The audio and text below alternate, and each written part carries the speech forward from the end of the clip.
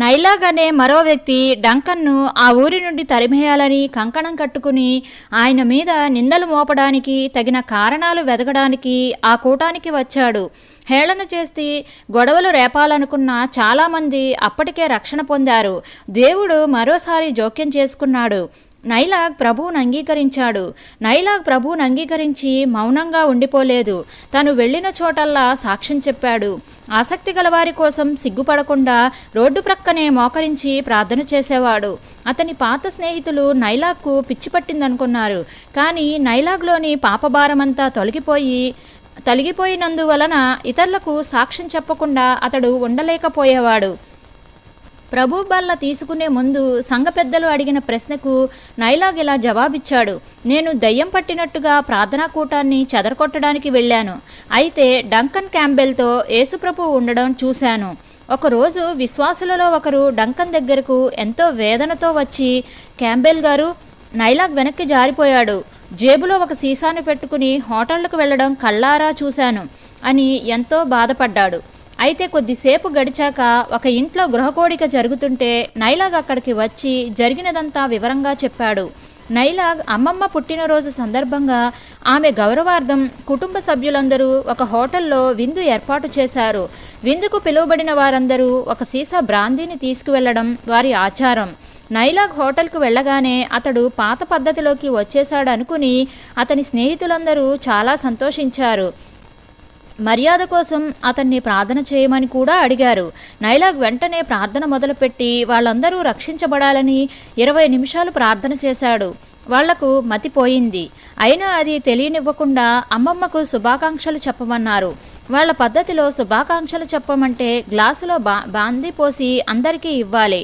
నైలాగ్ జాగ్రత్తగా తన జేబులో ఉన్న సీసా తీసి గ్లాసులో పోసి అందరికీ ఇచ్చాడు.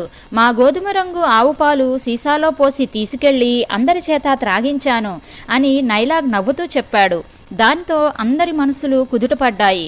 డంకన్ ఎప్పుడూ ముక్కుసూటిగా నిర్భయంగా మాట్లాడేవాడు. ఒకసారి ఒక వ్యక్తితో మాట్లాడుతూ, అబ్బాయ్, నిన్ను సాతాను చాలా కఠినంగా మార్చేశాడు అన్నాడు. నిర్భయంగా అన్న ఈ మాటలు అతన్ని కుదిపేశాయి. ఆ రోజే అతడు తన గదిలో మోకరించి ప్రార్థన చేసి మరణంలో నుండి జీవంలోకి దాటాడు. ఎంత పని ఒత్తిడిలో ఉన్నప్పటికీ డంకన్ అనేక మందిని వ్యక్తిగతంగా రక్షణలోనికి నడిపించాడు. ఒకసారి గృహకూడికకు వెళ్తూ దారిలో 3 స్త్రీలను చూసి వారికి సువార్తనందించి అక్కడున్న రాళ్ల మీదే వారు మోకరించి ప్రభువును అంగీకరించేలా చేశాడు. మీరు మా ఇంటికి వచ్చి మా అక్కకు కూడా సువార్త అందించాలి అని వారిలో ఒకరన్నారు. డంకన్ ఆమెతో ఇంటికి వెళ్ళి ఆమె అక్కకు సువార్త అందించగానే ఆమె కూడా ప్రభువును అంగీకరించింది. ఆ దినాలలో దేవుడు ఆ ప్రాంతమంతటిని దర్శించి గొప్ప ఉజ్జీవాన్ని పంపించాడు.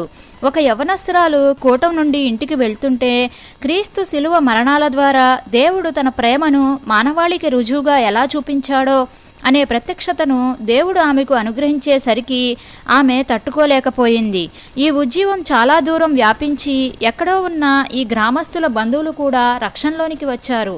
స్కై ద్వీపంలో ఉజ్జీవ సభలు జరుగుతుండగా అకస్మాత్తుగా డంకన్ జబ్బుపడ్డాడు. డాక్టర్లు పరీక్షించి క్షయవ్యాధిగా నిర్ణయించారు.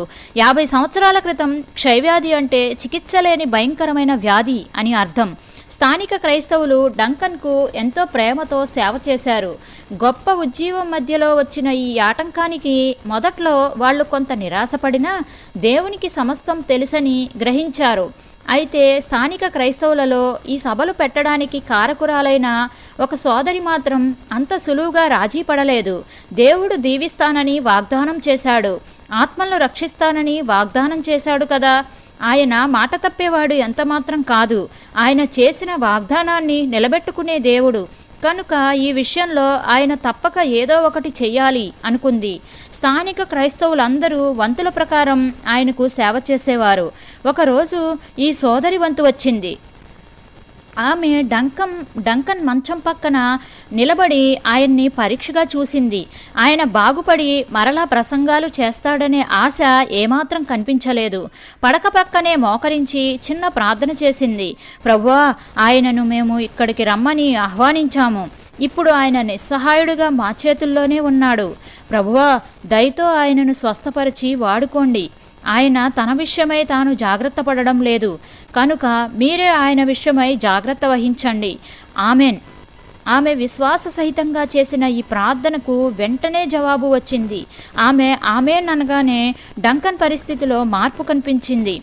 స్వస్థత రావడం మాత్రమే కాదు, బలం కూడా చేకూరింది.